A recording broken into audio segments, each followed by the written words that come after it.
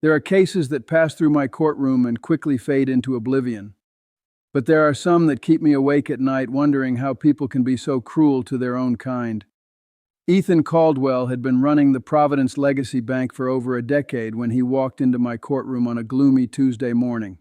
He wasn't supposed to be there. Men like Ethan Caldwell with their $5,000 handmade suits and cold smiles usually send lawyers instead. Or they handle their troubles quietly over expensive dinners, the way the elite usually do when they make mistakes. But sometimes justice operates in a strange and miraculous way. Sometimes a minor traffic violation becomes the single loose thread that unravels an entire tapestry of crime. Ethan was there because of a speeding ticket in a school zone, an $85 fine to a managing billions of dollars in assets. That amount was less than a tip for lunch. He could have paid online, sent an assistant to pay it, or handled it a dozen different ways. Instead, he came himself, and he brought two of the city's top lawyers with him. That was his first mistake. Arrogance is usually the beginning of the fall. Officer Daniel Hayes was the one who wrote the ticket.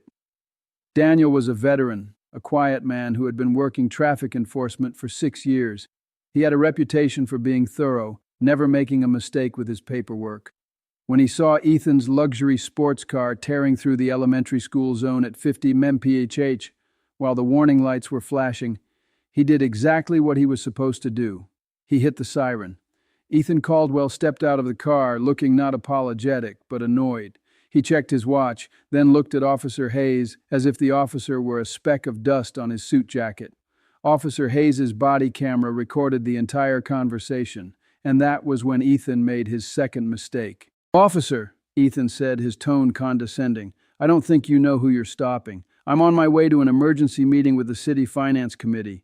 We are talking about restructuring the pension fund for your very own police department. Surely we can skip this paperwork nonsense." Officer Hayes didn't flinch. He kept writing the ticket. "Mr. Caldwell, this is a school zone. The limit is 20. You are endangering children." That was when Ethan Caldwell made the biggest mistake of his life. He lowered his voice, dropping to a tone that I later heard on the recording. It made me shudder with its calculated coldness. "Young man," he said, pulling out a business card clipped to a thick wad of cash. "Let's be realistic here. I decide the interest rates on home mortgages for half the police force in this city. I sign off on emergency loans for civil servant families. I am sure we can find a mutually beneficial way to resolve this right here." Officer Hayes looked at the cash, then looked Ethan straight in the eye. He didn't take the money. He handed over the citation. "Sir, the fine is $85. You can pay online or contest it in court. And I should also inform you this entire conversation is being recorded." Ethan Caldwell snatched the ticket scoffing. He thought his connections, his power, and his money would crush this little police officer in court. He got back in his car and sped off, believing he had dealt with a minor nuisance. He had no idea that the moment he drove away, Officer Hayes was already calling the Financial Crimes Unit. And what they found after that call wasn't just a case of attempted bribery. It was the door opening into a dark dungeon of financial secrets that Ethan Caldwell had been hiding for 5 years. Secrets built on the tears of the most vulnerable people in our city. Detective Maya Chen from the Financial Crimes Unit had seen it all. She had spent 15 years chasing money launderers and corrupt city officials. But when Officer Hayes' report landed on her desk, accompanied by that body camera footage, she felt a chill that had nothing to do with the office air conditioning. It wasn't just the attempted bribery that caught her attention. It was the desperation hidden beneath Ethan Caldwell's arrogance. Why would a man who earned 7 figures a year risk a felony charge just to avoid an $85 speeding ticket? Why was he so terrified of a simple police interaction? The answer, as she soon discovered, was that Ethan Caldwell wasn't just protecting his driving record. He was protecting a house of cards that was already beginning to shake. Detective Chen started with the cash Ethan had tried to hand over. The serial numbers were sequential, fresh bills. But when she traced the withdrawal, it didn't come from Ethan's personal account. It came from an account listed under the name estate of Beatrice Holloway. Beatrice Holloway was 82 years old.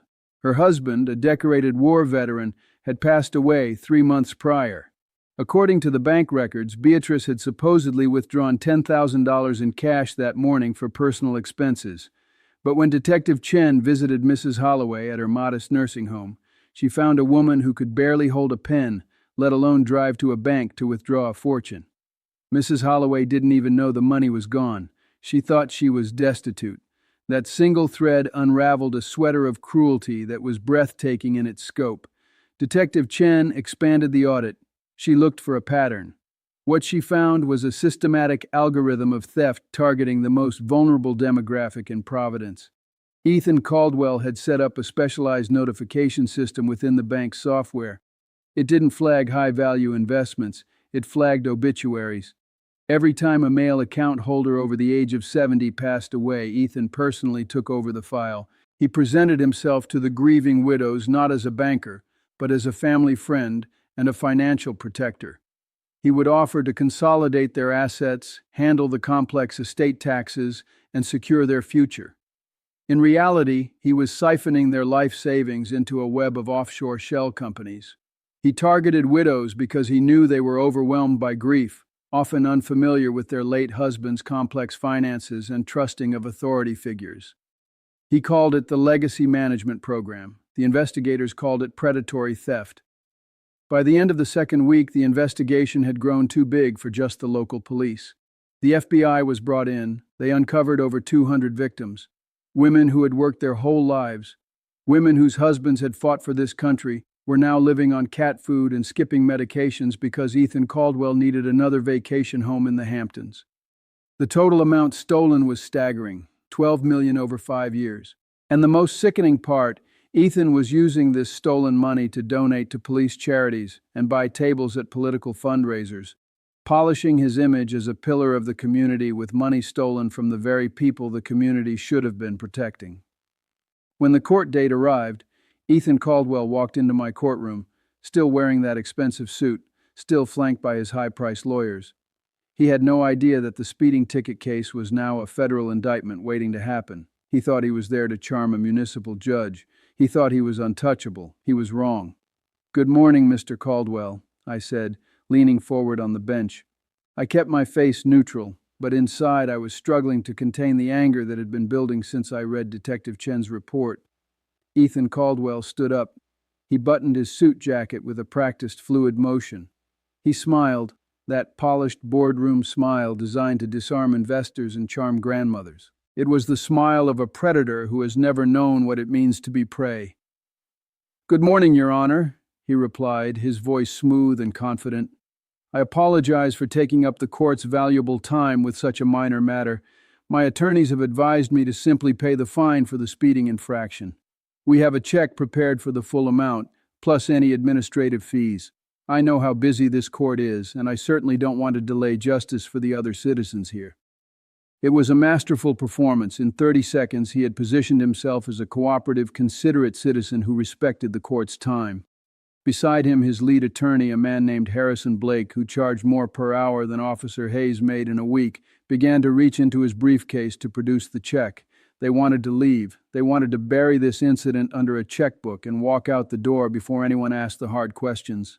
"Sit down, counselor," I said. My voice wasn't loud, but it cut through the air like a gavel strike.